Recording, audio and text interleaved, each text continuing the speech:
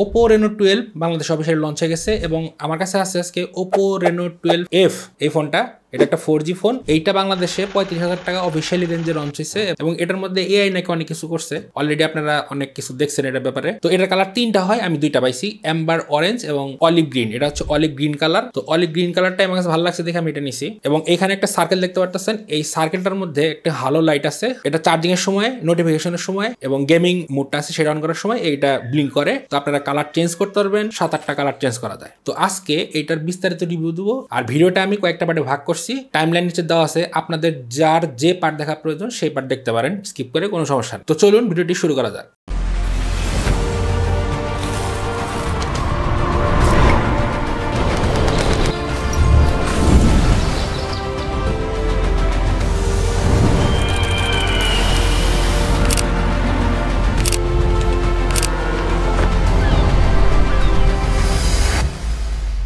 ফার্স্টে আসি বক্স নিয়ে। তো বক্সে আপনারা কি পাবেন? বক্সে পাচ্ছেন আপনারা 45 ওয়াটের একটি চার্জিং ব্রিক এবং সাথে থাকছে টাইপ সি কেবল এবং সিম ইজেক্টর পিন আছে একটা, আর ওয়ারেন্টি গাইড কিছু কাগজপত্র, এগুলো আমাদের দরকার নাই। আর একটা কেস পাবেন এই টাইপের কিছুটা, মানে শেডের কালারের সাথে সামঞ্জস্য রেখে কেসটা দেয় এবং কেসটার কোয়ালিটি কিন্তু বেশ ভালো। এটা ওই পানি কালারের কেস না, তো কেসটা ভালো লাগছে আমার কাছে, স্টাইলিশ আছে। পোর্টস এন্ড বাটনের কথা বলতে গেলে নিচে আপনারা ফার্স্টে পেয়ে যাবেন main speaker, type C port, main mic এবং SIM card tray. SIM card ট্রেতে আপনারা দুইটি ফিজিক্যাল সিম অথবা আপনারা একটি সিম একটি মেমরি কার্ড ইউজ করতে পারবেন। আর রাইট সাইড আপনারা পাওয়ার বাটন এবং ভলিউম রকার পেয়ে যাবেন। লেফট সাইড একদম ক্লিন। উপরের সাইডে সেকেন্ডারি স্পিকারটা সেটা দেওয়া আছে এবং সেকেন্ডারি নয়েজ ক্যান্সেলেশন মাইক এখানে পেয়ে যাবেন। এখানে বলে রাখি এখানে ডুয়েল স্টুডিও স্পিকার ইউজ করা হয়েছে, যেটার কোয়ালিটি বেশ ভালো ছিল এবং সাউন্ড কোয়ালিটি বেশ লাউড ছিল। এখানে 100%-এর একটা উপরে গেলে এটা 300%-এ চলে যায়, যেটা নাকি খুব লাউড ছিল, কিছুটা এরকম।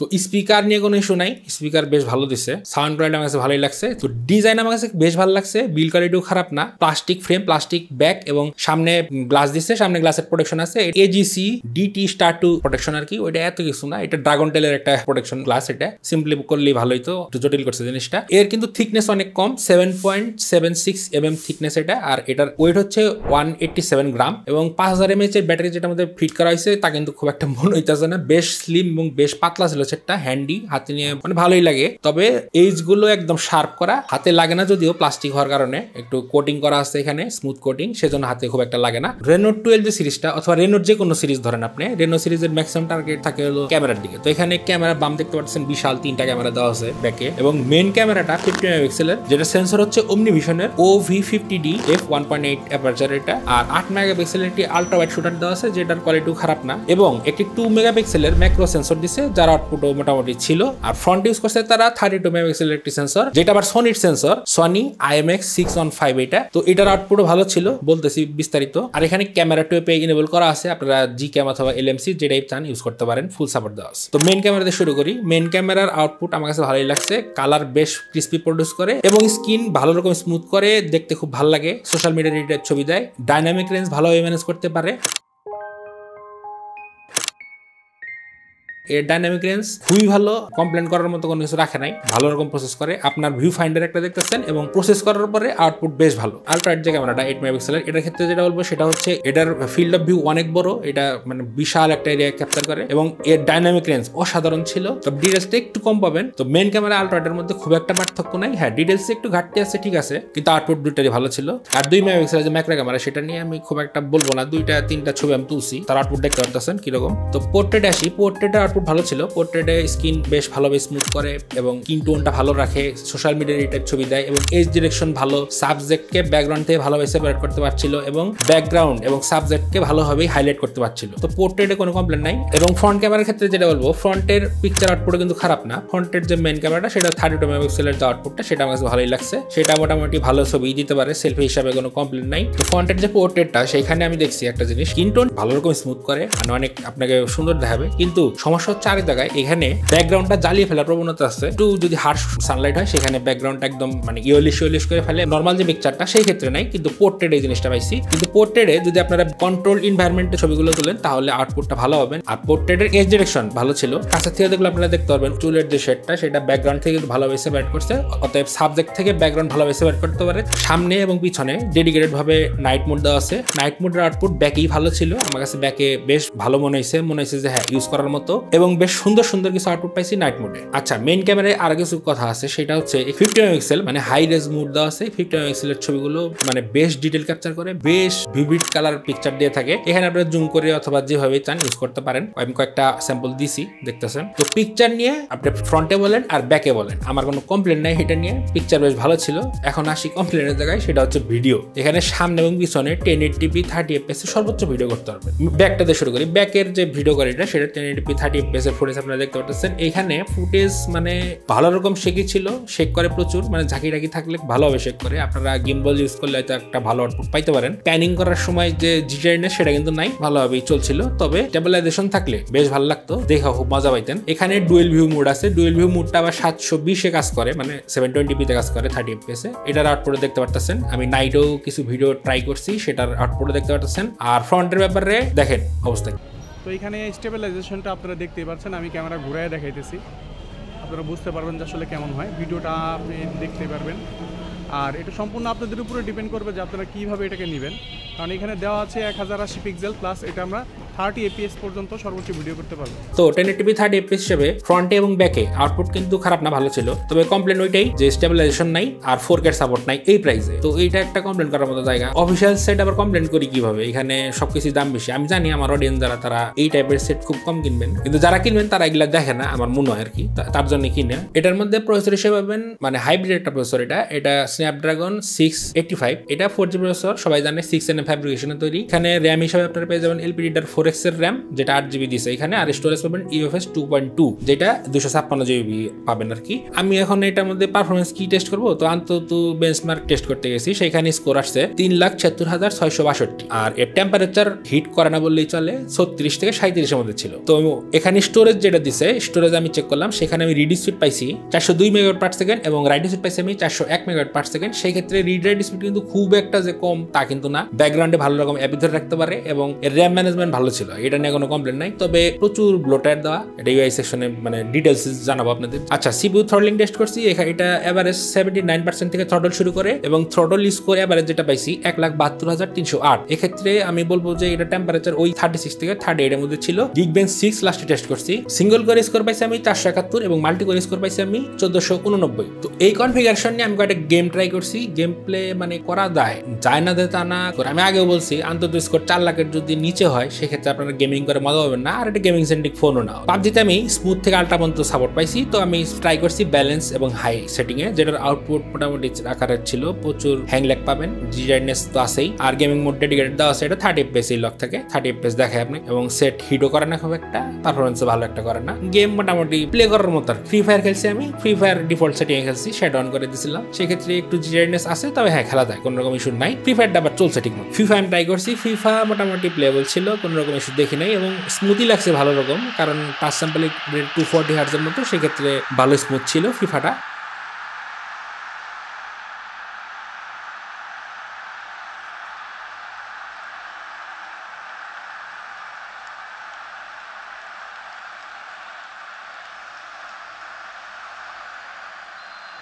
অ্যাসফাল্ট 9 টেস্ট করছি, যার আউটপুট খারাপ না। আমি একটু হাই সেটিং এ খেলছি, দেখি যে গেমগুলো কিরকম করে, পারফর্ম গ্রাফিক্স কিরকম। না, বেশ ভালোই পারফর্ম করছিল, ভালো লাগছে আমার কাছে খেলে। তো কমপ্লেন করবো না অ্যাসফাল্ট 9-এ। আর সিওডিও ট্রাই করছি, সিওডিও বেস্ট ব্যালেন্স গেম, এটাও মোটামুটি খেলা যাচ্ছিল, মানে আপনারা খেলতে পারবেন, ঠিক আছে। ডিফল্ট সেটিং এ, হাই সেটিং এ যান না, তাহলে আবার সমস্যা হতে পারে। তো এই ছিল মোটামুটি গেমিং টেস্ট। তো গেমিং টেস্ট না আর কিছু বললাম না, বিস্তারিত বুঝে গেছেন আপনারা। এখানে 6.67 ইঞ্চের একটি অ্যামোলেড ডিসপ্লে দিছে, যেটা রিফ্রেশ রেট 120 Hz, আর এটা পিক ব্রাইটনেস 1200 nits এর মতো, আর এইচবিএম মোডে 600 nits এর মতো। তো আউটডোর ভিজিবিলিটি ভালো ছিল, আমার কোনো ইস্যু নাই, আমি ভালোভাবে ইউজ করতে পারছি, দেখতে পাচ্ছেন কোয়ালিটি। এবং এটার মধ্যে কালার কোয়ালিটি দুই টাইপ ভাবে দেওয়া আছে, ভিভিড আর ন্যাচারাল। ন্যাচারালে রাখলে একটু ডাল ডাল লাগে, তো আমি ভিভিডি দিয়ে রাখছি। আর এখানে রিফ্রেশ রেট তো 60 120 পাবেন ডেডিকেটেড ভাবে, আবার অ্যাডাপ্টিভও দেওয়া আছে। ডিসপ্লেতে ওয়াইড ওয়াইন এলনের সাপোর্ট আছে, তবে এখানে এইচডিআর ভিডিওর প্লেব্যাকের ক্ষেত্রে 1080p 30 পর্যন্তই প্লে করতে পারে, তার বেশি এটার সাপোর্ট নাই। আর ডিসপ্লেটা কিন্তু বেশ কালারফুল ছিল, ডিসপ্লে কিন্তু কোয়ালিটি আমার কাছে বেশ ভালোই লাগছে, খারাপ লাগে নাই। অ্যামোলেড ডিসপ্লে, ফ্ল্যাট ডিসপ্লে, কার্ভটার কিছু দেয় নাই, এটাও একটা ভালো জিনিস করছে।